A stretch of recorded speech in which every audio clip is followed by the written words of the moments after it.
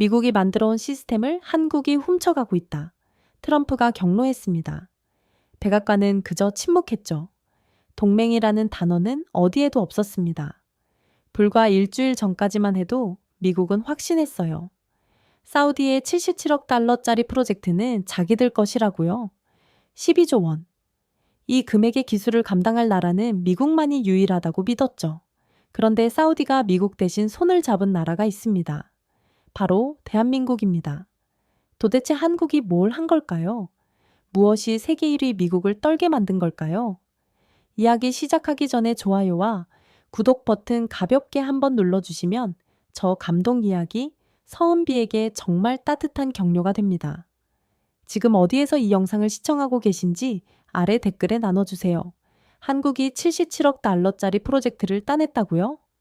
무려 11조 4천억 원. 사우디의 초대형 사업. 처음엔 오타인 줄 알았습니다. 사우디 아람코의 핵심 가스 플랜트를요. 미국도 프랑스도 일본도 아닌 한국이요. 저는 47년을 살며 수많은 특종을 다뤘지만 이만큼 믿기지 않는 뉴스는 처음이었습니다. 뉴욕 맨해튼 새벽 4시 38분. 더 글로벌 레저 편집국에는 저 혼자였죠. 형광등 불빛 아래서 각국 언론사 속보를 체크하는 게 제일 과였습니다. 커피 한 잔 들이키고 모니터 세대를 번갈아 보면서 세계가 어떻게 돌아가는지 확인하는 시간. 평소와 다를 바 없는 새벽이었죠. 그런데 로이터 속보 한 줄이 눈에 박혔습니다. 사우디 아람코 파딜리 가스 플랜트 2단계 확장 프로젝트 낙찰자 발표, 삼성 엔지니어링 GS 건설 컨소시엄 선정. 계약 규모 77억 달러. 마우스를 움직이는 손이 멈췄습니다. 다시 읽었죠? 천천히. 한 글자 한 글자. 숫자를 확인했습니다. 77억 달러 맞습니다. 기업명도 확인했죠. 삼성 엔지니어링 GS 건설. 한국 기업이 맞았습니다. 파딜리 프로젝트는 사우디의 핵심 천연가스 인프라였습니다. 중동 에너지 시장에서 10년에 한 번 나올까 말까 한 초대형 사업이었죠. 업계에선 미국 베크텔이나 프랑스 테크닉 에너지스가 따낼 거라는 게 정설이었습니다. 저도 그렇게 알고 있었고요. 그런데 한국이라니 책상 서랍에서 취재 노트를 꺼냈습니다. 3개월 전 작성한 메모가 있었죠. 파딜리 프로젝트 유력 후보 베크텔 테크닉 치오다. 한국 기업은 어디에도 없었습니다. 제 예상이 완전히 빗나간 겁니다. 손가락이 키보드 위에서 움직였습니다. 블룸버그, CNN, BBC 사이트를 차례로 확인했죠. 같은 뉴스였습니다. 오타가 아니었어요. 한국이 정말 따는 겁니다. 저는 마이클 카터, 더 글로벌 레저에서 국제 에너지와 안보를 다루는 기자입니다. 워싱턴 포스트와 CNN을 거쳐 20년 넘게 이 분야를 취재했죠. 중동의 석유 전쟁도, 러시아의 가스 외교도, 미국의 시일 혁명도 모두 현장에서 봤습니다. 그런 제가 이 뉴스를 이해할 수 없었어요. 커피가 식었지만 다시 마셨습니다. 쓴맛이 입안에 퍼졌죠. 생각을 정리해야 했습니다. 한국이 사우디 프로젝트를 따냈다는 건 단순한 수주가 아니었어요. 이건 세계 에너지 시장의 판도가 흔들린다는 신호였습니다. 미국은 지난 70년간 중동 에너지 산업의 중심이었습니다. 기수도 자본도 네트워크도 모두 미국이 쥐고 있었죠. 사우디가 대형 프로젝트를 발주하면 미국 기업이 따내는 게 당연했습니다. 그게 우리가 알던 세계였어요. 그런데 지금 한국이 그 자리에 들어선 겁니다. 새벽 5시 12분 백악관 대변인실에서 긴급 보도 자료가 올라왔습니다. 이례적으로 빠른 반응이었죠. 제목만 봐도 심상치 않았습니다. 미 행정부 사우디 에너지 프로젝트 관련 우려 표명 내용을 읽는데 등골이 선을 해줬습니다. 미국은 동맹국과의 공정한 경쟁을 존중하나 기술 이전과 시장 질서에 대한 우려를 검토 중이다. 표면적으로는 차분했지만 문장 사이사이에 긴장이 묻어났죠. 전화벨이 울렸습니다. 편집장이었어요. 카톡으로 봤어. 지금 확인하고 있습니다. 백악관이 움직이기 시작했어. 오전 브리핑 취재 나가. 알겠습니다. 전화를 끊고 재킷을 걸쳤습니다. 백악관까지는 차로 15분 거리였죠. 시간은 충분했지만 마음이 급했습니다. 뭔가 큰 일이 터지고 있다는 걸 본능적으로 느꼈거든요. 오전 10시 백악관 브리핑룸 기자석은 이미 가득 찼습니다. 평소보다 훨씬 많은 인원이었죠. CNN, 폭스뉴스, 뉴욕타임스, 월스트리트, 저널 주요 언론사 기자들이 모두 나와 있었습니다. 대변인이 단상에 올랐습니다. 표정이 굳어 있었죠. 오늘 오전 트럼프 대통령께서 사우디 에너지 프로젝트 관련 성명을 발표하셨습니다. 브리핑룸이 조용해졌습니다. 미국이 만들어온 에너지 협력 시스템을 일부 국가가 악용하고 있습니다. 동맹이라면 보복이 아니라 균형을 배워야 할 것입니다. 미국은 더 이상 일방적 이익 제공국이 아닙니다. 보복 균형 그 단어들이 공기 중에 떠돌았습니다. 한 기자가 손을 들었습니다. 구체적으로 어떤 국가를 지칭하는 겁니까? 대변인이 잠시 멈췄습니다. 그리고 짧게 답했죠. 한국입니다. 브리핑룸이 술렁이었습니다. 저는 펜을 쥔 손에 힘이 들어가는 걸 느꼈습니다. 한국 70년 동맹국, 미국의 가장 가까운 우방 중 하나 그 나라를 향해 백악관이 공개적으로 경고를 날린 겁니다. 한국은 이제 기술 경쟁자입니다. 협력과 견제의 균형이 필요합니다. 대변인의 말투는 차갑고 단호했습니다. 동맹국을 다루는 어조가 아니었죠. 이건 선언이었습니다. 미국이 한국을 더 이상 종속적 파트너가 아닌 경쟁 상대로 본다는 브리핑이 끝나고 밖으로 나왔습니다. 워싱턴의 공기가 평소보다 무겁게 느껴졌죠. 동료 기자 하나가 다가왔습니다. 카터, 이거 심각한 거 아니야? 한국 상대로 저렇게까지? 심각하죠? 마주. 편집국으로 돌아와 자료를 뒤지기 시작했습니다. 한국의 플랜트 기술에 대한 보고서, 사우디와의 협력 이력, 최근 수주 현황. 하나씩 퍼즐이 맞춰지기 시작했죠. 2023년 한국은 사우디 아람코와 청정 에너지 기술 협력 양해각서를 체결했습니다. 2024년 초 UAE 아드녹과 수소 플랜트 공동 개발 계약을 맺었죠. 그리고 지금 77억 달러짜리 파딜리 프로젝트까지 한국이 중동 에너지 시장에서 조용히 영역을 넓히고 있었던 겁니다. 오후 3시 한국 산업부 대변인 브리핑 영상이 올라왔습니다. 짧았습니다. 단 한 문장이었죠. 우리는 우리의 기술로 정당하게 경쟁했을 뿐입니다. 그 말엔 변명이 없었습니다. 자신감만 있었죠. 예전의 한국이 아니었습니다. 미국 눈치를 보며 조심스럽게 말하던 모습은 어디에도 없었어요. 이제 그들은 자신들의 언어로 말하고 있었습니다. 저녁 7시 사무실 책상 위엔 자료가 산더미처럼 쌓여 있었습니다. 삼성 엔지니어링의 기술 보고서, 파딜리 프로젝트 입찰 과정 분석, 한국 플랜트 산업의 성장 궤적. 읽으면 읽을수록 놀라웠죠. 한국의 통합 압축열 분리 공정, 기술 사막의 고온과 천연가스의 극저온을 동시에 처리하는 시스템. 이건 미국도도 완벽하게 구현하지 못한 기술이었습니다. 그런데 한국이 해냈어요. 모니터를 바라보며 중얼거렸습니다. 이건 단순한 수주가 아니야. 세대 교체야. 그날 밤 결심했습니다. 이건 워싱턴 책상에 앉아서 쓸 기사가 아니었어요. 직접 봐야 했습니다. 현장에 가야 했죠. 항공권 예약 사이트를 열었습니다. 목적지를 입력했어요. 리야드, 사우디의 수도, 파딜리 프로젝트 현장이 있는 곳. 한국이 어떻게 미국을 제치고 이 전쟁에서 이겼는지 그 진실을 직접 확인하러 갈 겁니다. 출발일은 내일 새벽. 짐을 쌀 시간도 별로 없었지만 상관없었습니다. 20년 기자 생활 중 가장 중요한 취재가 될 거라는 확신이 들었거든요.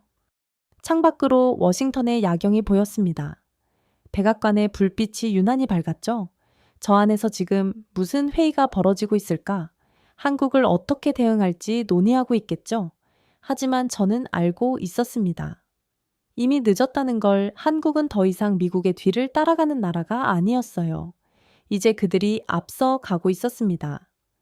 노트북을 다듬어 마지막으로 메모를 남겼습니다. 그날 새벽 기사 한 줄이 세계 에너지 지도를 바꿨다. 77억 달러, 그리고 단 한 단어, 한국. 사막으로 갑니다. 진실을 찾으러 리야드행 비행기 티켓을 예약하고 나서 1시간쯤 지났을까요? 노트북 화면에 백악관 긴급 브리핑 알림이 떴습니다. 밤 11시 이례적인 시간이었죠. 브리핑룸 생중계 화면을 켰습니다. 국가안보보좌관이 단상에 섰어요. 표정이 심상치 않았습니다. 기자석의 공기도 평소와 달랐죠. 뭔가 중대한 발표가 나올 거라는 걸 모두가 직감하고 있었습니다.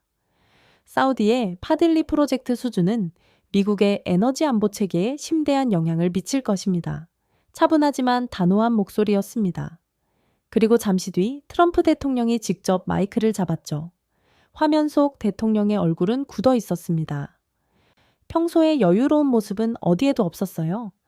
미국은 동맹을 존중합니다. 하지만 더 이상 일방적인 이익 제공국이 아닙니다. 한국은 자국의 이익을 위해 미국 기술을 악용했습니다. 순간 브리핑 놈이 술렁이었습니다. 악용이라는 단어. 동맹국을 향해 쓰기엔 너무 강한 표현이었죠. 저는 숨을 깊게 들이마셨습니다. 정치적 수사가 아니었어요. 저 말 속엔 진짜 감정이 담겨 있었습니다. 분노보다 더 깊은 것, 두려움이었죠.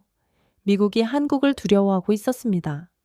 70년 동맹의 후배 국가를 기술 종속국이라 여겼던 나라를 이제 위협으로 느끼고 있었어요. 모니터를 끌 수가 없었습니다. 제가 계속 지켜봤죠. CNN과 폭스뉴스가 동시에 속보를 쏟아냈습니다. 트럼프, 한국 겨냥, 강경 발언, 미중, 무역전쟁 이후 최대 외교 긴장. 새벽 2시 잠이 오지 않았습니다. 침대에 누워 천장을 바라보며 생각했죠. 내일 아침이면 백악관이 구체적인 조치를 발표할 겁니다. 그게 뭐가 됐든 한국엔 타격이 될 거예요. 그리고 예상은 적중했습니다. 다음 날 오전 10시 백악관은 연속으로 성명을 발표했습니다. 상무부, 국무부, 국방부가 동시에 움직였죠. 이건 단순한 경고가 아니었어요. 전방의 압박이었습니다. 첫 번째 조치 한국산 반도체 및 핵심 부품에 대한 관세 100% 인상 예고, 사실상 수출을 막겠다는 선언이었습니다. 두 번째 한국, 미국 내 투자금 3천여만 명의 1,500억 달러, 현금 선납 요구, 말도 안 되는 억지 투자 요구였죠. 세 번째 한국 비자 수수료, 100배 인상 한국 기업인들에게 직접적인 타격이 가는 조치였습니다. 네 번째 한국산 에쿠어천 연가스 기자재에 수입 한시 중단 검토 에너지 산업 전반을 겨냥한 칼날이었어요. 편집국 동료들이 웅성거리기 시작했습니다. 이건 너무 심한 거 아니야. 동맹국한테 이렇게까지 하는 건 처음 보는데 저도 당황했습니다. 20년 넘게 외교 분야를 취재했지만 이런 건 본 적이 없었거든요. 미국이 우방국을 상대로 이렇게 공격적으로 나온 경우는 거의 없었습니다. 오후 1시 편집장이 저를 불렀습니다. 카터 한국 관련 기사 어떻게 쓸 거야? 취재 중입니다. 내일 리야드로 출발해서 현장을 직접 보고 올 겁니다. 편집장의 표정이 굳었습니다. 현장? 그럴 필요 있어? 여기서도 충분히 쓸 수 있잖아. 아닙니다. 이건 책상에서 쓸 기사가 아닙니다. 카터, 우리 입장을 생각해. 한국은 일시적 이슈야. 미국 중심으로 써야 해. 저는 고개를 저었습니다. 죄송하지만 동의할 수 없습니다. 이건 이슈가 아니라 변곡점입니다. 편집장은 한숨을 쉬었지만 더는 말리지 않았습니다. 저도 물러서지 않았고요. 사무실로 돌아와 자료를 더 찾기 시작했습니다. 미국 정부의 내부 문서 에너지 업계 분석 보고서, 한국의 기술 협력 현황, 퍼즐 조각들이 모이기 시작했죠. 그리고 하나를 발견했습니다. 에너지 정보청 내부 보고서였어요. 제목이 눈길을 끌었습니다.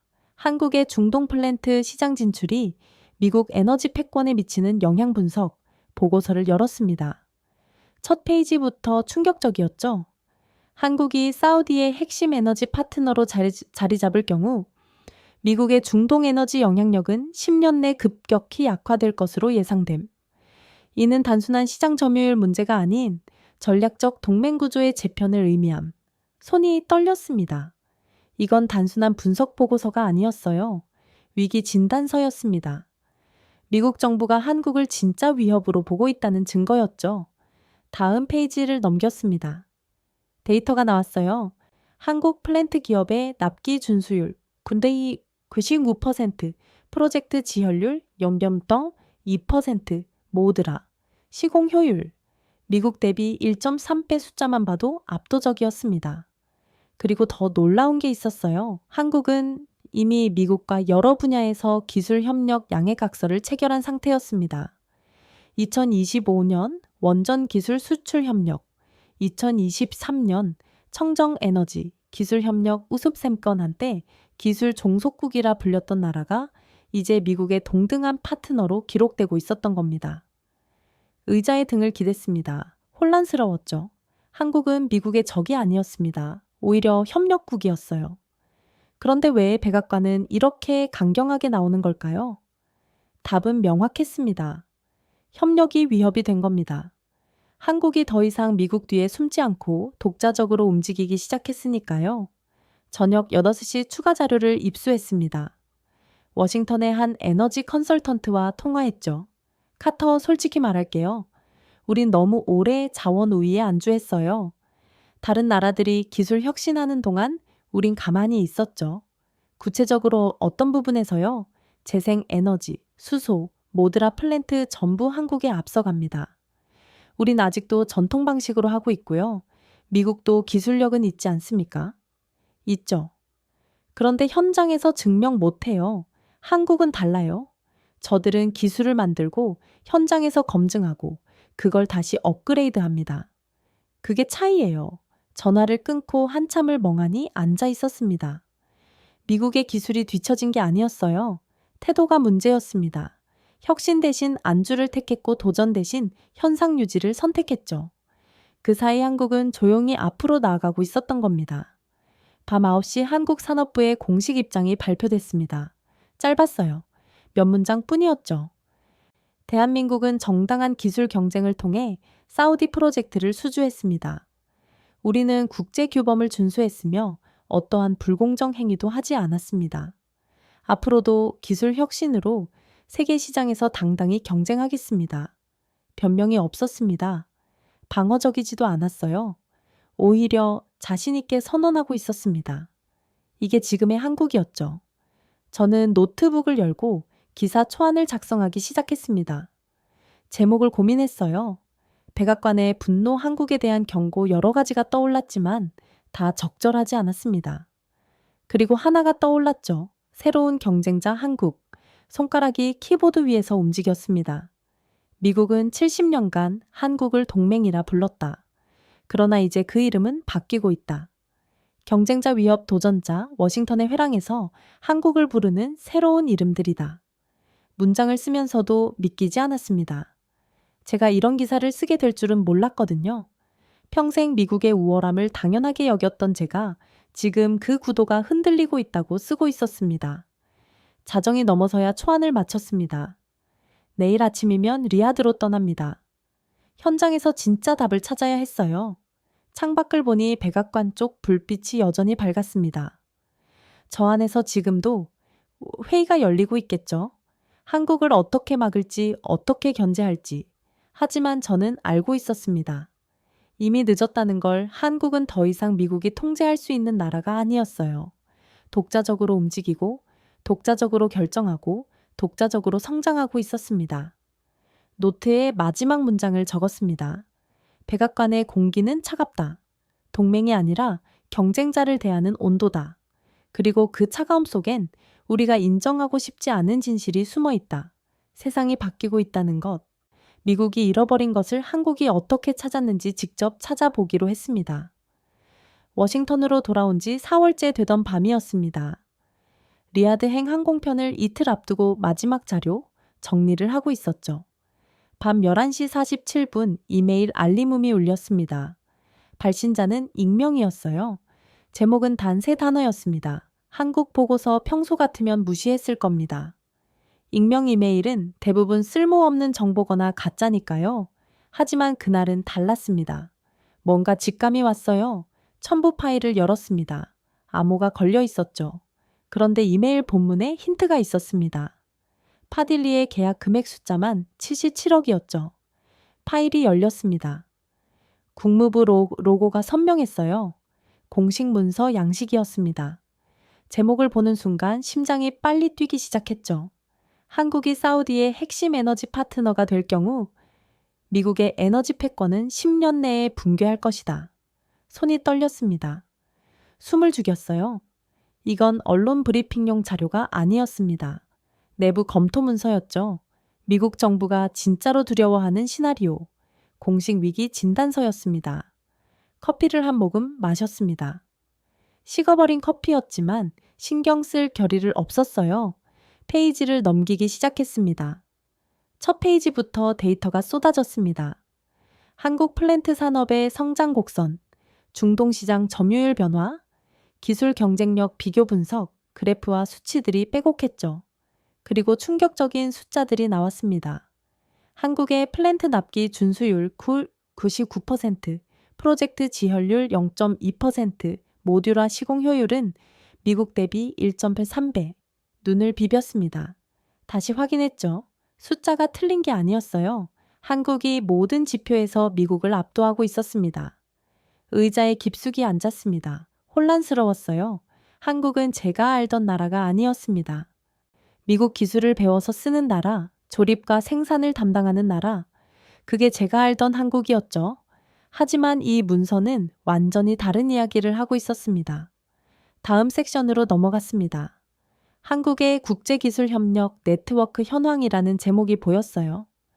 2025년 한국과 미국 에너지부는 원전기술 수출협력 양해각서를 체결했습니다. 화면을 뚫어져라 쳐다봤죠. 원전기술. 한때 미국이 한국에게 제공했던 기술이었습니다.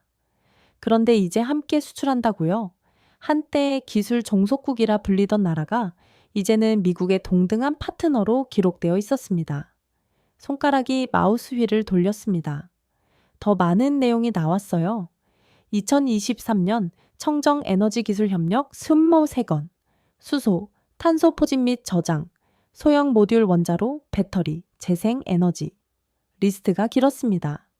놀라운 건 그 분야들이었어요. 미국조차 아직 상용화에 실패한 영역들이었습니다. 그런데 한국과 협력하고 있다고요? 다음 줄을 읽는데 손이 멈췄습니다. 한국에너지연구원은 미국 국립재생에너지연구소와 태양광과 수소 협력을 진행 중이었습니다. 카이스트는 로렌스 리버모어 연구소와 저탄소 기술 연구를 함께하고 있었어요. 로렌스 리버모어. 미국 최고 수준의 국립연구소였습니다. 핵무기를 개발했던 곳이죠. 그런 곳이 한국 대학과 동등하게 협력하고 있다니 한국 기술이 미국 연구기관과 대등한 지위에 올라섰다는 신호였습니다. 페이지를 계속 넘겼습니다. 그리고 더 충격적인 내용이 나왔어요. 2023년부터 현재까지 한국은 아부다, 비국영석 유공사, 사우디 아람코, 카타르 에너지공사와 에너지 양해각서를 다수 체결했습니다. 중동 3대 에너지 기업 전부였죠. 노트북 화면을 바라보며 중걸거렸습니다. 이건 단순한 산업 변화가 아니야. 세대 교체야. 한국은 단순한 수주국이 아니었습니다. 기술 동맹국이자 경쟁자로 진화하고 있었어요. 그리고 미국은 그걸 막지 못하고 있었습니다. 새벽 1시간 넘었지만 잠이 오지 않았습니다. 추가 취재가 필요했어요. 문서만으로는 부족했습니다. 현장의 목소리를 들어야 했죠. 다음 날 오전 10시 워싱턴에 한 에너지 컨설팅 회사를 찾아갔습니다. 로비에서 데이비드 로렌스를 만났어요. 20년 경력의 에너지 전문가였습니다. 커피숍에 앉았습니다. 녹음기를 켰죠. 한국의 중동 진출을 어떻게 보십니까? 데이비드는 커피를 한 모금 마시고 말했습니다. 솔직히 말할게요. 우린 기술 혁신 대신 자원우위에 안주했어요. 다른 나라들이 그 사이 기술을 완성했죠. 구체적으로요. 미국은 시일가스가 있으니까 괜찮다고 생각했어요. 재생에너지는 나중에 해도 된다고 여겼죠. 근데 한국은 달랐습니다. 자원이 없으니 기술에 모든 걸 걸었어요. 그의 말투에 자조가 섞여 있었습니다. 오후에는 에너지정보청 보고서를 입수했습니다. 최신 전망 자료였어요. 제목이 눈에 들어왔습니다. 2025년에서 2026년 미국 전력 수요 급등 전망 보고서를 펼쳤습니다. 핵심 내용은 간단했어요. 인공지능 데이터 센터, 전기차 충전소, 반도체 공장. 이 세 가지가 전력 수요를 폭발적으로 늘리고 있다는 겁니다. 2026년까지 사상 최고치를 찍을 거라 예측했죠. 문제는 다음이었습니다. 미국의 재생에너지 인프라가 준비되지 않았다는 점이었어요. 트럼프 행정부가 재생에너지 보조금 정책을 재검토하면서 산업 전체의 불확실성이 커졌습니다. 기업들은 투자를 주저하고 있었어요. 페이지를 넘기며 한숨이 나왔습니다. 미국은 에너지가 필요한데 공급은 따라가지 못하는 상황이었죠. 저녁 무렵 우드 맥켄지 보고서를 추가로 확보했습니다. 글로벌 에너지 분석 회사의 자료였어요. 보고서는 명확하게 경고하고 있었습니다. 미국이 석유와 가스 생산 1위라도 2030년 이후 탈탄소 전환에 실패하면 에너지 패권이 급격히 약화될 것이다. 다음 문장이 가슴에 꽂혔습니다. 기술 혁신 없는 자원 우위는 지속 불가능하다. 창밖을 바라봤습니다. 워싱턴의 석양이 붉게 물들고 있었어요. 아름다웠지만 왠지 쓸쓸했습니다. 미국은 여전히 양으로 싸우고 있었습니다. 석유 배럴수, 천연가스 매장량, 생산량 순위, 숫자만 보고 있었죠. 하지만 한국은 달랐습니다. 저들은 시스템으로 전쟁을 하고 있었어요. 효율, 납기, 신뢰, 고객이 원하는 것에 집중했습니다. 그리고 지금 세계는 시스템을 선택하고 있었습니다. 밤 11시 숙소로 돌아왔습니다. 하루 종일 취재한 내용을 정리했어요. 노트북을 열고 메모를 작성하기 시작했습니다. 한국이 미국의 경쟁자라고 처음엔 의심했습니다.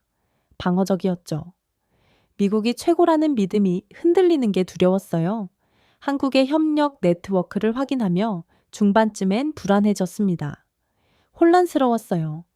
제가 알던 세계가 틀렸다는 걸 인정하기 싫었습니다. 미국 전문가들의 보고서를 읽으며 후반엔 체념했습니다. 인정할 수밖에 없었어요. 미국은 뒤처지고 있었고 한국은 앞서 가고 있었습니다. 마지막 문장을 적었습니다. 영어로 썼어요. 혁신의 축이 이동하고 있다. 손가락이 키보드에서 멈췄습니다. 그 문장을 한참 바라봤죠. 20년 기자 생활 중 가장 인정하기 힘든 진실이었습니다. 가방을 챙겼습니다. 내일 새벽이면 리야드로 떠납니다. 이제 문서와 인터뷰로는 부족했어요. 현장을 봐야 했습니다. 한국이 어떻게 시스템을 만들었는지, 미국이 무엇을 놓쳤는지 사막에서 답을 찾아야 했습니다. 노트를 덮으며 마지막으로 한 문장을 남겼습니다. 미국은 여전히 자원을 믿었지만 세상은 시스템을 믿기 시작했다. 그리고 그 시스템의 이름은 한국이었다. 창밖으로 워싱턴에 불빛이 보였습니다. 여전히 밝았지만 어쩐지 예전만 못한 것 같았어요. 리야드 킹칼리드 국제공항 비행기 문이 열리는 순간 사막의 열기가 밀려들었습니다. 뜨거웠어요. 숨이 막힐 정도였죠. 오후 2시 기온은 42도를 넘고 있었습니다. 택시를 타고 시내로 향했어요. 창밖으로 끝없이 펼쳐진 모래와 현대식 빌딩들이 보였습니다. 사막 위에 세워진 도시 그 자체가 인간의 야망을 보여주는 것 같았죠. 아람코 본사는 리야드 중심부에 있었습니다. 거대한 유리 건물이었어요. 로비에 들어서니 에어컨 바람이 시원했습니다. 벽면을 따라 전시대가 놓여 있었죠. 각국 기업들의 브로시워가 나란히 진열되어 있었습니다. 미국 베크텔, 프랑스 테크닉 에너지스, 일본 치오다, 그리고 한국 삼성 엔지니어링과 GS 건설 손으로 브로시워를 하나씩 만져봤습니다. 베크텔의 것은 두꺼웠어요. 화려한 사진과 실적이 가득했죠. 테크닉 것은 심플했습니다. 비용 효율을 강조하고 있었어요. 치오다 것은 기술적 세부 사항으로 빼곡했습니다. 한국 브로시워를 집었습니다. 표지가 단순했어요. 파란색 바탕에 흰 글씨 통합 솔루션으로 사우디의 미래를 설계합니다. 문구가 간결했습니다. 기자분이신가요? 뒤에서 목소리가 들렸습니다. 돌아보니 아람코 직원이 서 있었어요. 명찰에 기술 담당 매니저라고 적혀 있었습니다. 네, 미국에서 왔습니다. 파딜리 프로젝트 취재 중입니다. 아, 그 프로젝트요? 관심이 많다군요. 그는 미소를 지었습니다. 한 가지 말씀드릴게요. 우린 기술을 산 게 아닙니다. 그럼요. 미래를 산 겁니다. 그 한 문장이 머릿속에 박혔습니다. 미래, 기술이 아니라 미래라고 했어요. 다음 날 오전 본격적인 취재를 시작했습니다. 아람코 조달부서 관계자와 약속이 있었어요. 회의실에서 만났습니다. 입찰 과정을 알고 싶습니다. 물론이죠. 투명하게 진행됐으니까요. 그는 파일을 하나 꺼냈습니다. 두꺼웠어요. 4개의 컨소시엄이 참여했습니다. 평가 기준은 3가지였죠. 기술력, 비용, 납기였습니다. 각각 어땠습니까? 베크텔부터 말씀드릴게요. 미국 최대 엔지니어링 회사죠. 실적은 완벽했습니다. 근데 문제가 있었어요. 뭐였죠? 설계 방식이 전통적이었어요. 검증된 방법이긴 한데 사막 환경에 특화되지 않았죠. 효율이 떨어질 가능성이 있었습니다. 그는 다음 파일로 넘어갔습니다. 테크닉 에너지스, 프랑스 회사예요. 비용 절감에 성공했습니다. 근데 그게 문제였어요. 비용 절감이 왜 문제죠? 지나치게 줄였거든요. 효율성이 희생됐습니다. 장기적으로 유지비가 더 들 것 같았어요. 3번째 파일이었습니다. 지오다. 일본 회사죠. 기술력은 최고 수준이었습니다. 세밀하고 정교했어요. 근데 납기가 문제였죠. 얼마나요? 36개월. 다른 업체들보다 6개월 더 걸렸습니다. 사우디는 빠른 완공을 원했거든요. 마지막 파일을 펼쳤습니다. 한국 컨소시엄이었어요. 삼성 엔지니어링과 GS건설. 이들의 제안은 달랐습니다. 어떻게요? 통합 압축열 분리 공정을 제안했어요. 그는 도면을 보여줬습니다. 복잡한 선들이 얽혀 있었죠. 이게 뭡니까? 한 시스템으로 고온과 극저온을 동시에 처리하는 겁니다. 사막은 낮에 55도까지 올라가요.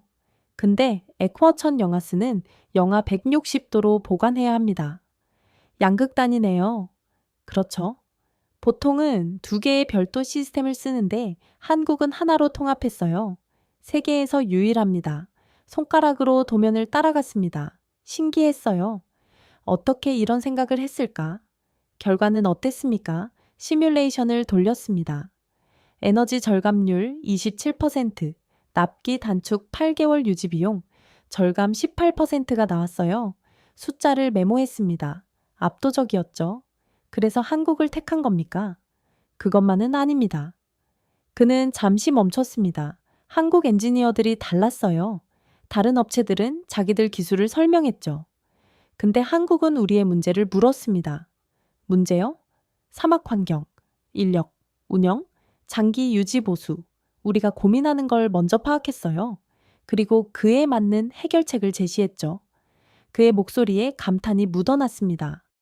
오후엔 프로젝트 기술이사를 만났습니다. 현장 경험이 30년 넘는 베테랑이었어요. 회의실 벽면에 3개 지도가 걸려 있었습니다. 아람코가 진행 중인 프로젝트들이 표시되어 있었죠. 한국 기업과 일해보신 적 있습니까? 여러 번 있죠.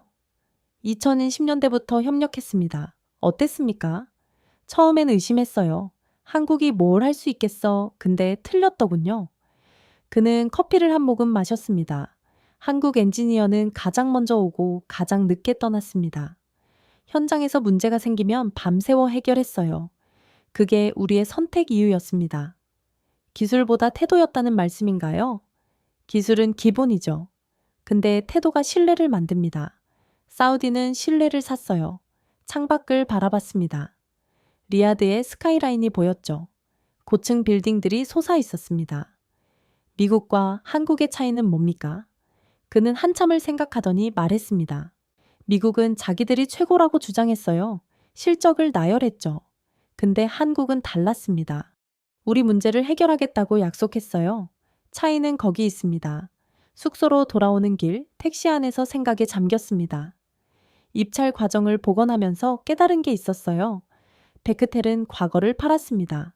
지난 실적과 명성을 내세웠죠. 테크닙은 가격을 팔았어요. 저렴함을 강조했습니다. 치오다는 정밀함을 팔았죠. 기술적 완벽을 추구했습니다. 하지만 한국은 달랐습니다. 그들은 해결책을 팔았어요. 사우디가 원하는 것, 사막에서 작동하는 시스템, 빠른 완공, 낮은 유지비. 그걸 정확히 제시했습니다. 밤 10시 호텔방에서 노트를 펼쳤습니다. 오늘 취재 내용을 정리했어요. 미국은 자원을 팔았지만 한국은 시스템을 팔았다. 문장을 쓰면서도 믿기지 않았습니다. 제가 평생 믿어온 미국의 우월함이 흔들리고 있었거든요. 하지만 사실이었습니다. 사우디는 값이 아니라 신뢰를 택했어요. 명성이 아니라 해결책을 선택했죠. 그리고 그 선택의 이름은 한국이었습니다. 노트북을 열고 기사 초안을 작성하기 시작했습니다. 리야드에서 목격한 입찰 전쟁. 4개 국가가 77억 달러를 두고 싸웠다. 미국은 과거를, 프랑스는 가격을, 일본은 정밀함을 제시했다. 한국은 미래를 제안했다. 그리고 사우디는 미래를 선택했다. 키보드를 두드리는 손이 멈추지 않았습니다. 20년 기자 생활 중 가장 솔직한 기사를 쓰고 있었어요. 창밖으로 리야드의 야경이 보였습니다. 사막 한가운데 세워진 도시, 불가능을 가능으로 만든 곳이었죠. 그리고 지금 한국이 그 불가능을 다시 쓰고 있었습니다. 내일은 파딜리 현장으로 갑니다. 입찰 서류와 인터뷰로는 부족했어요. 직접 봐야 했습니다. 한국이 만든 시스템이 실제로 어떻게 작동하는지 리야드 북쪽으로 1시간을 달렸습니다. 도시의 빌딩들이 사라지고 사막이 펼쳐지기 시작했어요. 끝없는 모래 언덕, 뜨거운 공기, 아지랑이. 이곳에서 천연가스 플랜트가 돌아간다는 게 믿기지 않았습니다.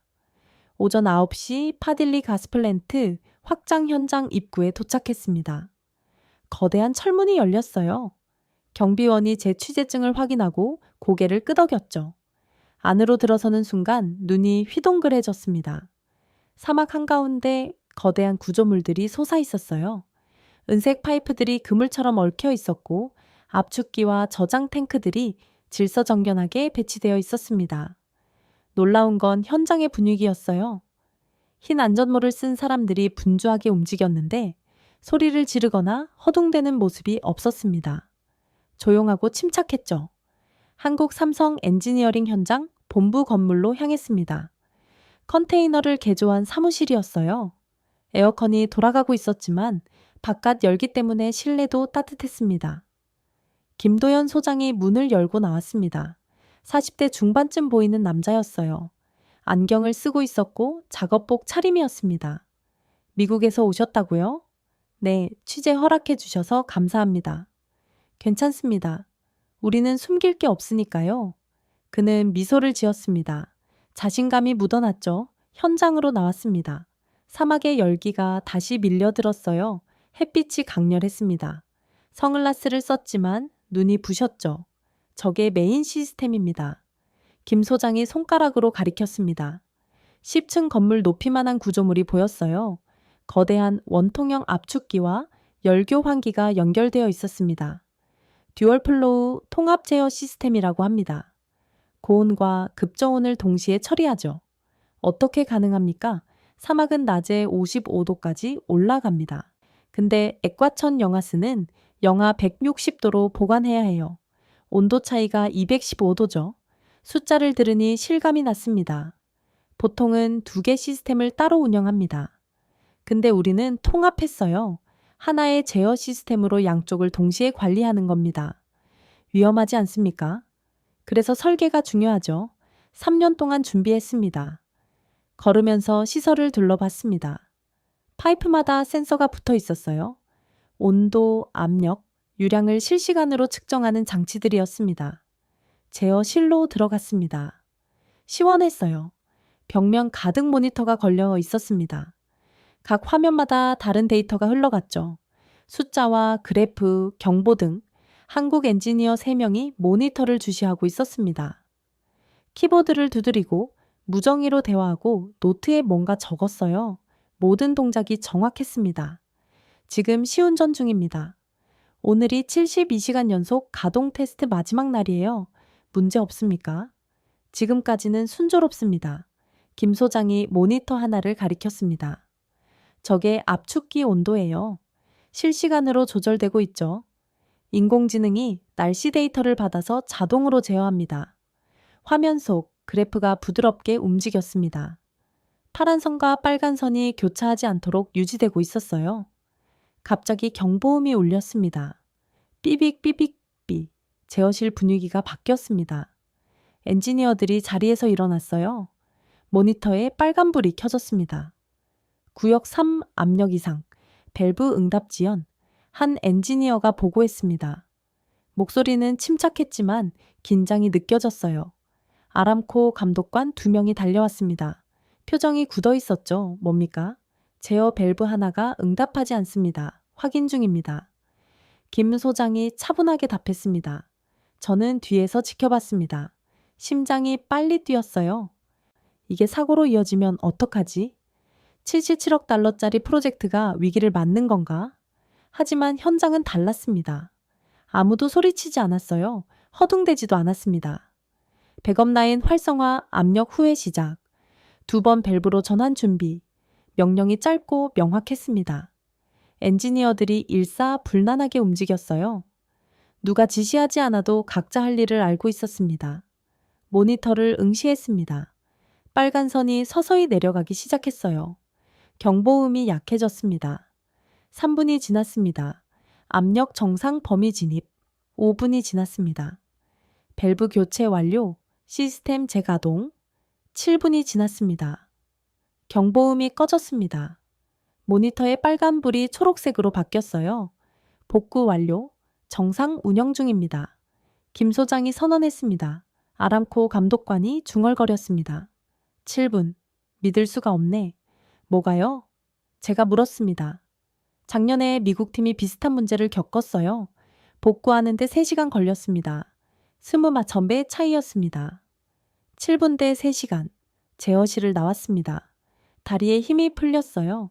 벤치에 앉아 숨을 돌렸습니다. 방금 뭘 본 걸까?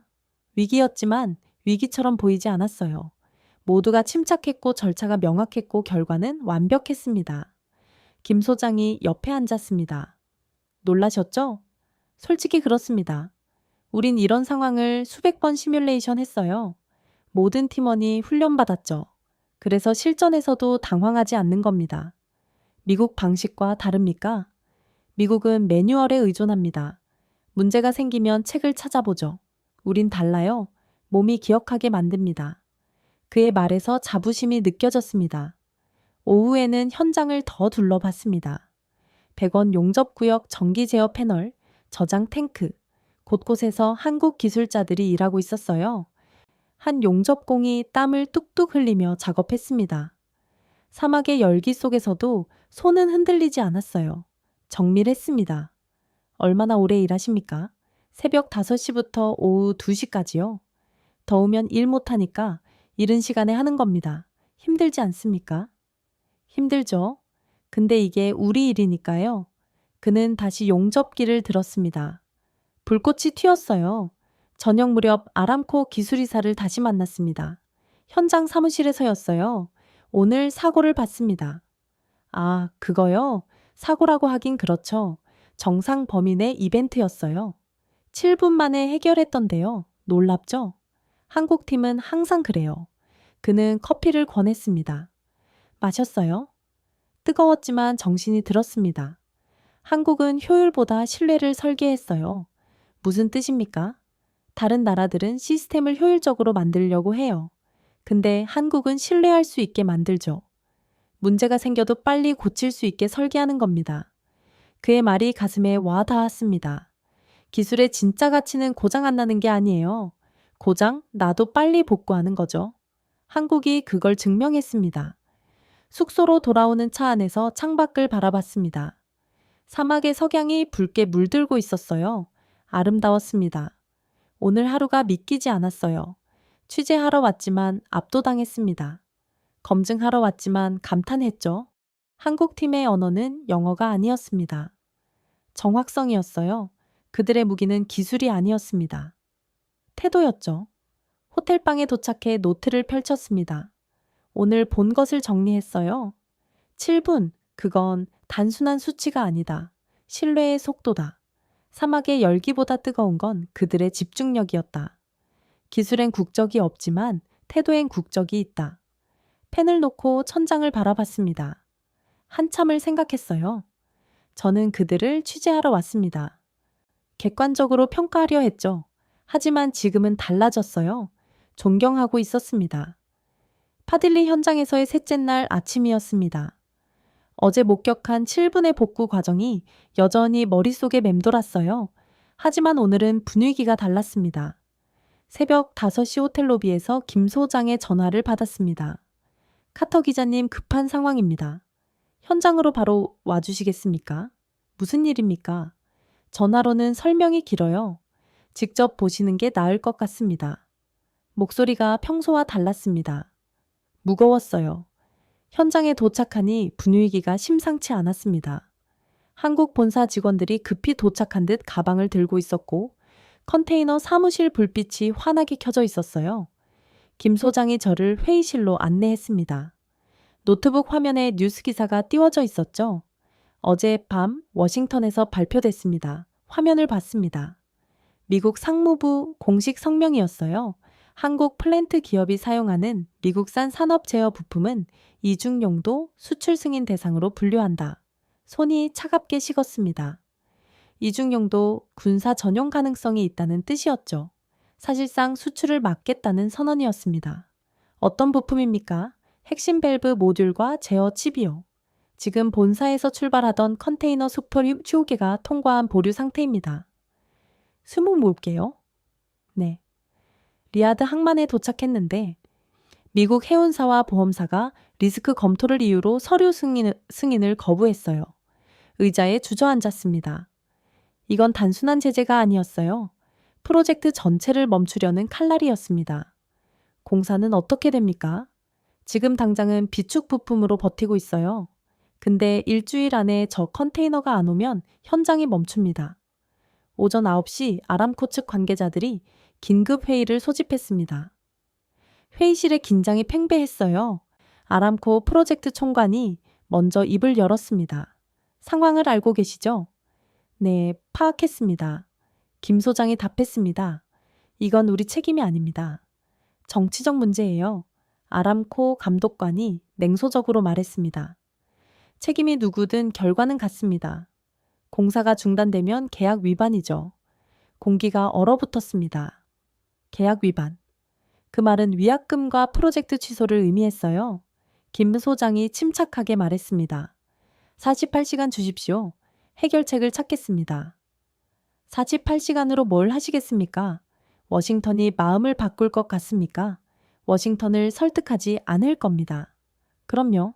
기술로 뚫겠습니다. 회의실이 조용해졌습니다. 모두가 그를 쳐다봤어요. 오후 2시 임시전략회의가 열렸습니다. 한국 본사에서 긴급 파견된 기술팀 5명이 도착했어요. 노트북을 펼치고 도면을 꺼냈습니다. 박상현 차장이 화이트보드 앞에 섰습니다. 문제는 명확합니다. 미국산 밸브 모듈이 없으면 압축 시스템이 작동 안 돼요. 대체 부품은요? 유럽산이 있긴 한데 규격이 안 맞습니다. 그냥 끼워 넣으면 시스템 전체가 망가져요. 그럼 방법이 없는 겁니까? 누군가 물었습니다. 박 차장이 잠시 멈췄다가 말했습니다. 하나 있습니다. 제어 알고리즘을 수정하는 거예요. 어떻게 해요?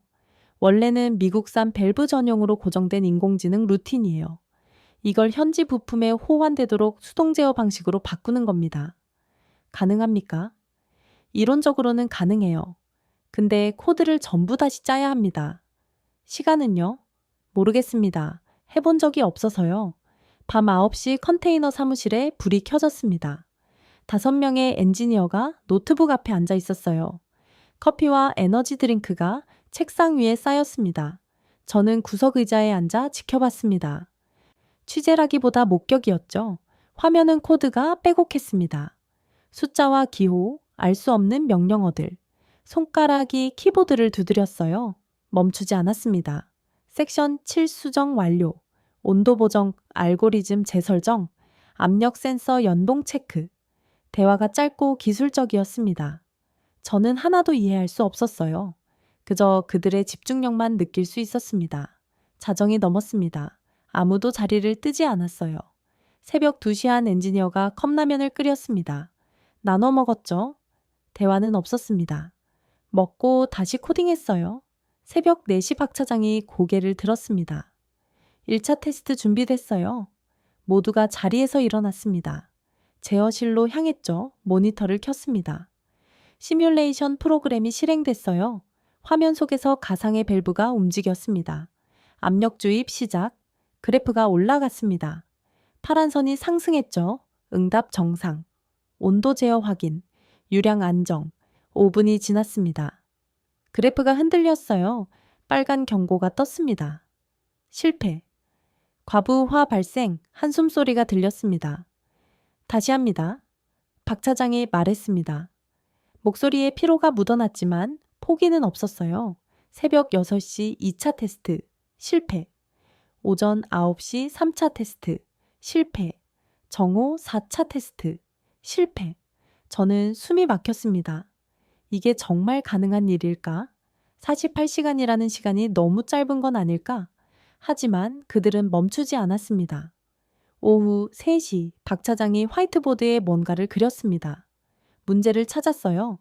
응답 속도를 조절하는 버퍼가 부족했어요. 수정 가능합니까? 해보겠습니다. 다시 코딩이 시작됐습니다. 1시간이 지났어요. 오후 4시 30분 5차 테스트 준비가 끝났습니다. 모니터 앞에 모두가 모였습니다. 숨을 죽였죠. 시작합니다. 그래프가 움직이기 시작했습니다. 파란 선, 빨간 선, 초록 선, 3개의 곡선이 화면을 가로질렀어요. 압력 정상, 온도 안정, 유량 제어 성공. 10분이 지났습니다. 경고등이 켜지지 않았어요. 20분이 지났습니다. 그래프가 부드럽게 흘렀습니다. 30분이 지났습니다. 안정화 확인. 시뮬레이션 성공입니다. 박 차장이 선언했습니다. 환호는 없었습니다. 대신 깊은 한숨과 안도의 미소만 있었죠. 다음날 새벽 실제 현장 테스트가 진행됐습니다. 아람코 기술감독관들이 지켜봤어요. 표정이 굳어 있었습니다. 대체 부품이 장착됐습니다. 새로운 알고리즘이 업로드됐어요. 가동 시작합니다. 버튼이 눌렸습니다. 압축기가 돌아가기 시작했습니다. 저음의 진동이 느껴졌어요. 모니터를 응시했습니다. 5분이 지났습니다. 안정 상태 진입. 10분이 지났습니다. 모든 지표 정상. 15분이 지났습니다. 화면에 초록불이 들어왔습니다. 유량 안정, 시스템 정상 작동 중. 아람코 감독관이 중얼거렸습니다. 불가능한 일인데 저들이 48시간 만에. 그는 말을 잇지 못했습니다. 저도 말을 할 수 없었습니다. 방금 뭘 본 건지 믿기지 않았거든요. 정치가 현장을 멈추게 했습니다. 하지만 기술이 다시 움직였어요. 그리고 그 기술의 이름은 한국이었습니다. 타딜리 현장. 검증의 날이 밝았습니다. 한 달간의 시운전이 끝나고 오늘이 최종 평가일이었어요. 사우디 에너지부, 아람코 본사, 그리고 해외 언론단이 동시에 입장하는 날이었습니다. 새벽부터 현장은 분주했습니다. 한국팀이 마지막 점검을 하고 있었어요. 센서를 확인하고 배관을 닫고 제허실을 정돈했습니다. 모든 게 완벽해야 했죠. 오전 8시 검증단 버스가 도착했습니다. 사우디 에너지부 차관, 아람코 본사 기술이사, 그리고 국제기술평가단. 모두 30명 정도였어요. 그리고 언론진도 왔습니다. CNN, BBC, 로이터, 블룸버그, 카메라와 노트북을 든 기자들이 내렸죠. 저도 그 무리에 섞여 있었습니다. 입구에서 아람코 측이 안전 브리핑을 했습니다. 오늘 검증은 3단계로 진행됩니다. 시스템 가동 테스트, 극한 조건 시뮬레이션, 최종 안정성 평가입니다. 사우디 기술이사가 덧붙였습니다. 오늘 결과에 따라 향후 10년간 사우디의 플랜트 발주 방향이 결정됩니다. 무게감이 느껴졌습니다. 이건 단순한 테스트가 아니었어요. 한국 기술에 대한 세계의 평가였습니다. 제허실로 이동했습니다. 벽면 가득 모니터가 걸려 있었고 중앙에 거대한 메인 스크린이 있었어요. 3만 개의 센서 데이터가 실시간으로 표시되고 있었습니다. 김 소장이 마이크를 잡았습니다. 지금부터 통합 제어 시스템 가동을 시작하겠습니다. 버튼을 눌렀습니다. 압축기가 돌아가기 시작했어요. 저음의 진동이 바닥에서 느껴졌습니다. 모니터 속 그래프들이 움직이기 시작했죠. 파란 선이 올라갔습니다. 온도 지표였어요. 빨간 선이 따라갔습니다. 압력 지표였죠. 초록선이 안정적으로 유지됐습니다. 유량 지표였어요. 검증단이 숨을 죽이고 지켜봤습니다. 5분이 지났습니다. 모든 지표가 정상 범위 안에 있었어요. 10분이 지났습니다. 그래프가 부드럽게 흘렀습니다. 15분이 지났습니다. 1단계 테스트 완료. 모든 시스템 정상입니다. 김 소장이 보고했습니다. 사우디 기술이사가 고개를 끄덕였습니다. 2단계로 가시죠. 극한 조건 시뮬레이션이 시작됐습니다. 사막의 최고 온도인 55도 환경을 재현하는 테스트였어요. 동시에 에쿼천 연가스 극저온 조건도 가동했습니다. 모니터 속 숫자가 급격히 변했습니다. 온도가 치솟았어요. 압력이 요동쳤습니다. 긴장감이 고조됐습니다. 한 언론인이 카메라를 들이댔죠. CNN 기자가 실시간 중계를 준비했습니다. 그래프가 흔들렸습니다. 빨간 선이 기준선에 근접했어요. 경계구역 진입. 엔지니어가 보고했습니다. 모두가 화면을 응시했습니다. 하지만 시스템은 버텼습니다. 인공지능 제어가 자동으로 밸브를 조절했어요. 압력이 분산됐습니다. 온도가 안정됐죠. 3분이 지났습니다. 정상 범위 복귀 5분이 지났습니다. 모든 지표 안정화. 아람코 기술이사가 중얼거렸습니다. 오차율이 얼마죠? 0.04%입니다. 김 소장이 답했습니다. 0.04%라고요? 네. 순간 검증단 사이에서 웅성거림이 일었습니다. 0.04%는 세계 최고 수준이었어요. 통상 0.1% 이하면 합격인데 그보다 훨씬 낮았습니다. BBC 기자가 노트에 뭔가를 적었습니다. 로이터 기자는 본사에 속보를 보냈어요. 3단계 테스트가 진행됐습니다. 장시간 안정성 평가였어요. 모래바람, 온도 변화, 습도 조절, 모든 변수를 동시에 적용하는 종합시험이었습니다. 30분이 흘렀습니다. 시스템은 흔들리지 않았어요. 그래프가 일정하게 유지됐습니다. 경보음이 한 번도 울리지 않았죠. 1시간이 지났습니다. 여전히 안정적이었습니다. 사우디 에너지부 차관이 앞으로 나왔습니다. 충분합니다. 테스트를 종료하시죠. 김 소장이 버튼을 눌렀습니다. 시스템이 천천히 멈췄어요. 메인 스크린에 최종 결과가 나타났습니다. 전체 가동 시간 87분, 오리차율 언예진 염경 곤 4%, 경보 발생 영원, 시스템 안정성 군위지 구국한 베이 지용구 6%, 검증단이 박수를 쳤습니다. 조용했지만 진심이 담긴 박수였어요. 사우디 기술이사가 마이크를 잡았습니다. 우리는 오늘 완공식을 본 게 아닙니다. 잠시 멈췄다가 말을 이었습니다. 기술의 미래를 봤습니다. 그의 목소리에 감탄이 묻어났습니다. CNN 기자가 카메라 앞에 섰습니다. 속보를 전합니다. 한국 엔지니어링 시스템이 사우디 아람코의 검증 테스트를 통과했습니다. 오차율 0.04%라는 놀라운 기록을 세웠습니다. BBC도 중계를 시작했습니다. 한국 기술이 사막의 법칙을 다시 썼습니다. 파들리 프로젝트는 단순한 플랜트가 아닌 새로운 기준이 될 것으로 보입니다. 블룸버그는 실시간 기사를 올렸어요. 한국 엔지니어링 세계 최고 수준 검증, 중동시장 판도 변화 예상. 저도 노트북을 열었습니다. 기사를 써야 했어요. 손가락이 키보드 위에서 움직였습니다. 그들은 공정을 지은 게 아니다. 신뢰를 세웠다. 오후 3시 공식 기자회견이 열렸습니다. 야외 텐트에 의자가 놓였고 앞쪽에 연단이 설치됐어요. 아람코 CEO가 등장했습니다. 양복 차림이었죠. 마이크 앞에 섰습니다. 오늘 파딜리 프로젝트는 역사적인 순간을 맞이했습니다. 한국 컨소시엄이 세계 최고 수준의 시스템을 구현했습니다. 박수가 터졌습니다. 앞으로 아람코는 한국을 핵심 기술 파트너로 고려할 것입니다. 핵심 기술 파트너. 그 단어가 공기 중에 울렸어요. 질의응답 시간이었습니다. 손이 올라갔어요. 미국 기업과 비교하면 어떻습니까? CEO가 잠시 생각하더니 답했습니다. 비교 대상이 아닙니다. 한국은 새로운 범주를 만들었습니다. 다음 질문이 나왔습니다. 향후 프로젝트에도 한국과 협력합니까? 당연합니다. 신뢰는 한 번의 프로젝트로 끝나지 않습니다. 회견이 끝나고 현장을 빠져나왔습니다. 태극기가 사막바람에 펄럭이고 있었어요. 옆엔 사우디 국기가 나란히 걸려 있었습니다. 저는 그 깃발을 한참 바라봤습니다. 뭔가 뭉클했어요. 감정이 복잡했습니다. 20년 넘게 미국 기자로 살았습니다. 미국의 우월함을 당연하게 여겼죠. 하지만 지금은 달랐어요. 세상이 바뀌고 있었습니다. 그리고 그 변화의 중심에 한국이 있었어요. 저녁 무렵 숙소로 돌아와 노트를 펼쳤습니다. 오늘 하루를 정리했어요. 검증이 끝나는 순간 역사가 시작됐다.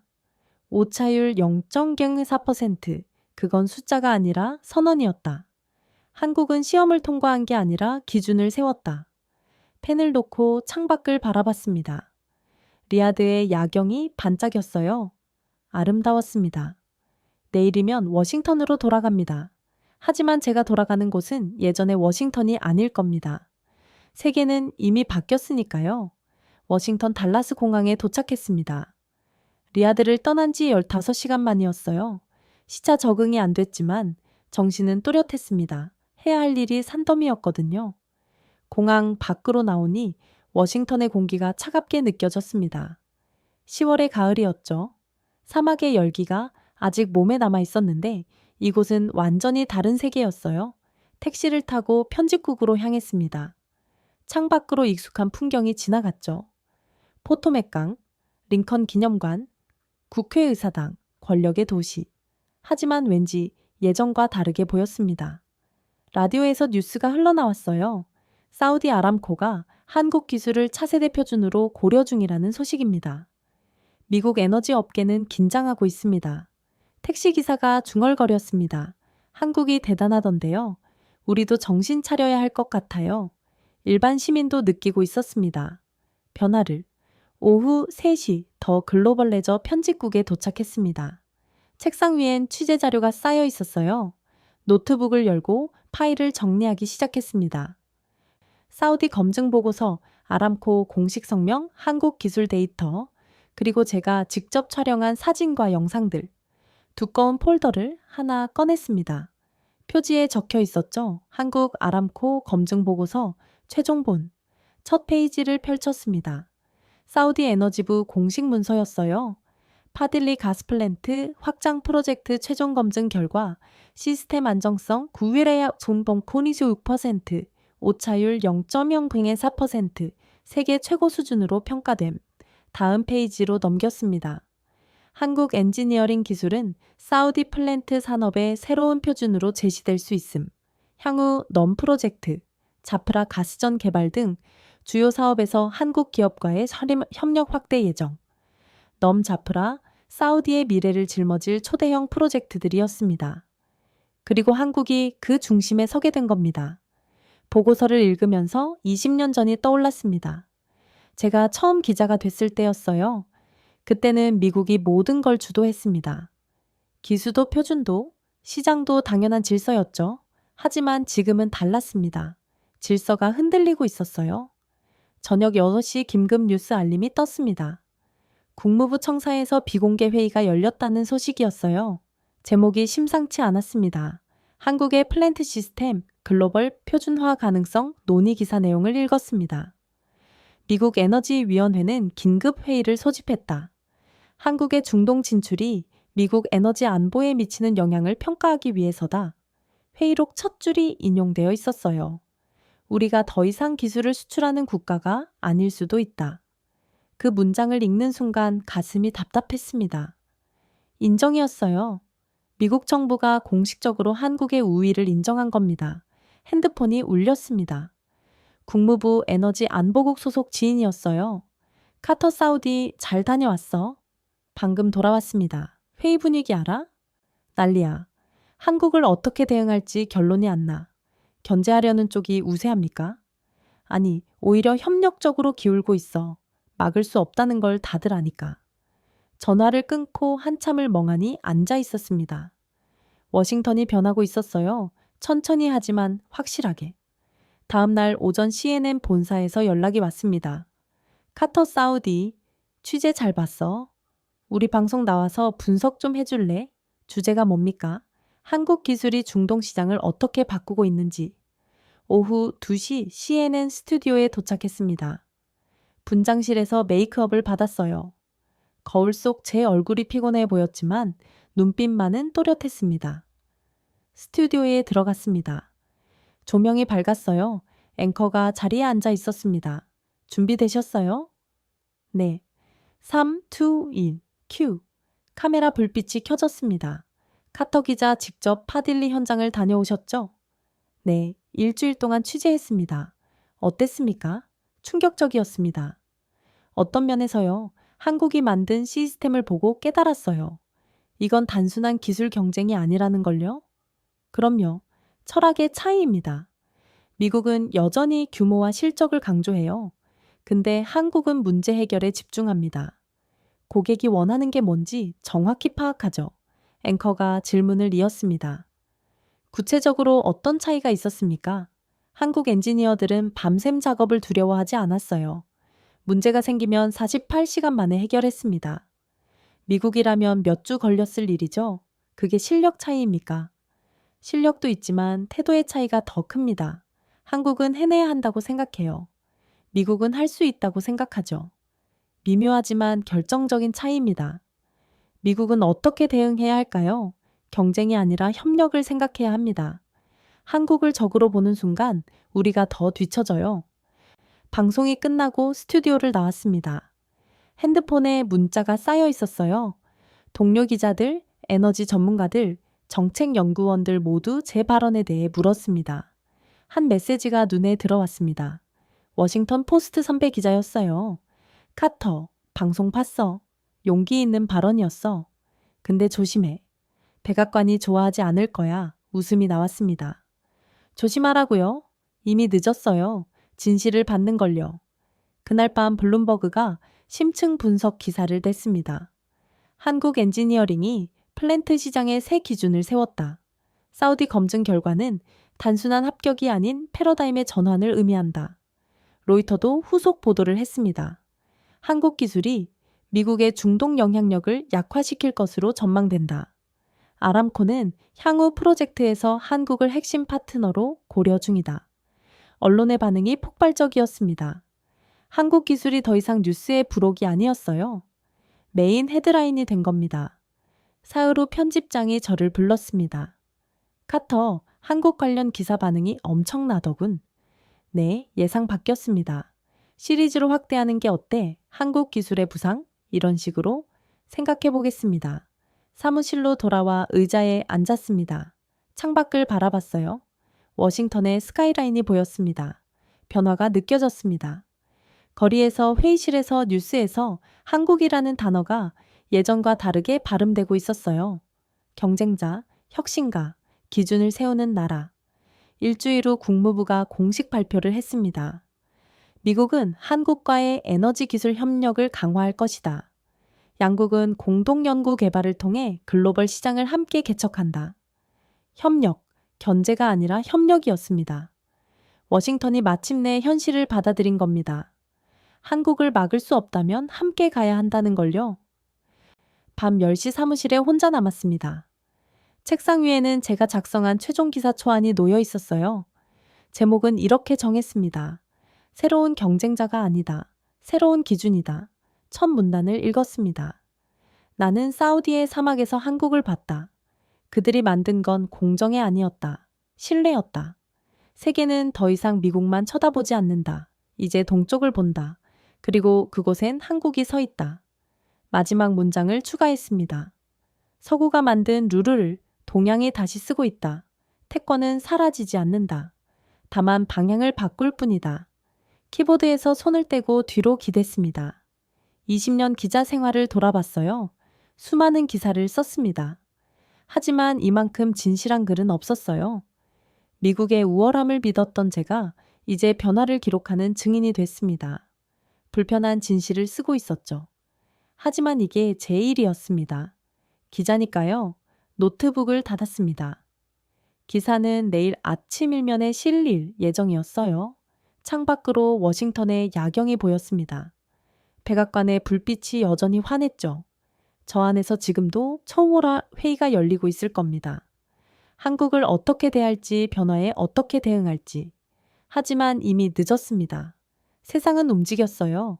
한국은 더 이상 미국 뒤에 서 있지 않았습니다. 나란히 서 있었죠. 어쩌면 앞서가고 있을지도 몰랐어요. 가방을 챙겼습니다. 집으로 가야 했어요. 오랜만에 푹 쉬고 싶었습니다. 엘리베이터를 타고 내려가면서 생각했습니다. 이 기사가 나가면 논란이 있을 거예요. 미국 중심주의자들은 비판할 겁니다. 하지만 상관없었어요. 제가 본 걸 썼을 뿐이니까요. 건물 밖으로 나왔습니다. 가을 바람이 차가웠어요. 하지만 상쾌했습니다. 하늘을 올려다봤습니다. 별이 보였어요. 그 별빛은 워싱턴만 비추지 않았습니다. 태평양 너머 서울도 리야드 사막도 함께 비추고 있었죠. 세상은 하나였습니다. 그리고 그 세상의 중심이 조용히 이동하고 있었어요. 동쪽으로 말입니다. 이 이야기는 한 미국 기자의 증언이었습니다. 그러나 진짜 주인공은 따로 있었죠. 대한민국 자원 하나 없는 땅에서 시작했습니다. 전쟁의 폐허 위에서 일어섰죠. 남의 기술을 배우고 밤을 새우고 실패를 두려워하지 않았습니다. 그리고 마침내 세계가 인정했습니다. 사우디의 사막에서 77억 달러의 신뢰로 0.04%의 정확성으로 48시간의 기적으로 대한민국은 증명했습니다. 작은 나라도 큰 꿈을 이룰 수 있다는 걸 자원이 아니라 기술로 싸울 수 있다는 걸 패권이 아니라 신뢰로 세상을 바꿀 수 있다는 걸 이제 세계는 동쪽을 봅니다. 그곳에 대한민국이 서 있으니까요. 자랑스러운 이름 대한민국 이 이야기가 여러분께 작은 자긍심이 되었기를 바랍니다. 오늘도 함께 해주셔서 감사드립니다.